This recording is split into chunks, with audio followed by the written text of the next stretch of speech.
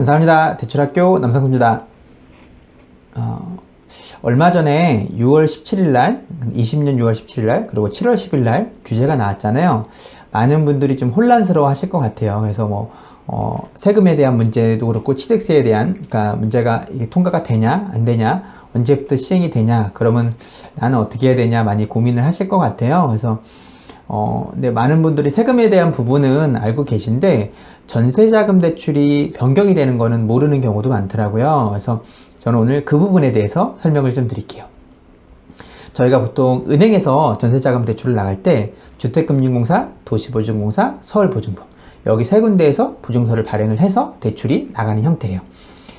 도시보증공사와 주택금융공사는 공기업이고 서울보증보험은 사기업이라서 약간 좀 성향이 조금씩 달랐는데 대부분은 그래도 한 방향으로 가긴 하거든요. 근데 이번에 변경된 게 1주택자인 경우 1주택자가 전세자금 대출을 받을 때 최대 예전에는 5억이었다면 지금 이제 3억 원으로 변경이 된 거예요. 그 부분을 좀 모르시더라고요. 그래서 그 부분에 대해서 중점적으로 설명을 좀 드릴게요. 주택금융공사와 도시보증공사, 서울보증법 이 세 군데가 약간씩 좀 특징이 좀 다른데 일단은 소득 부분 기준으로 설명을 좀 드릴게요. 소득 부분 기준으로 설명을 드리면 연봉이 부부 합산 연봉 1억 원 이하이다. 그러면 주택금융공사, 도시보증공사 둘 다 사용이 가능해요. 하지만 부부 합산 연봉 1억이다. 이런 경우에는 서울보증보험으로 대출이 된다라고 보시면 될 것 같고요. 임차 보증금 한도, 그러니까 전세 보증금 한도가 주택금융공사와 도시보증공사는 5억 원 이하여야지 대출이 취급이 가능하다고 보세요. 그러니까 5억이 넘어가면 취급이 안 됐고요.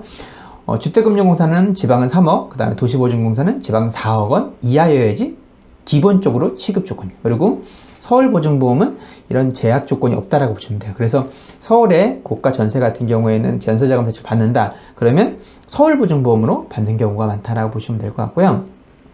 그리고 많은 분들이 전세자금 대출은 임차 보증금의 80% 다 되는 게 아니냐라고 말씀을 알고 계신 분들도 계시더라고요. 근데 이게 80%는 맞지만 최대 한도가 있어요. 주택금융공사는 2억 2천, 그 다음에 도시보증공사는 4억, 지방 같은 경우는 3억 2천이죠. 그 다음에 서울보증보험 같은 경우는 5억이었는데 이번에 변경된 게 1주택자면 도시보증공사는 원래 기존에 4억이었다면 2억으로 변경이 된 거고 서울보증보험은 기존에 5억이었는데 3억 원으로 변경이 된 거예요.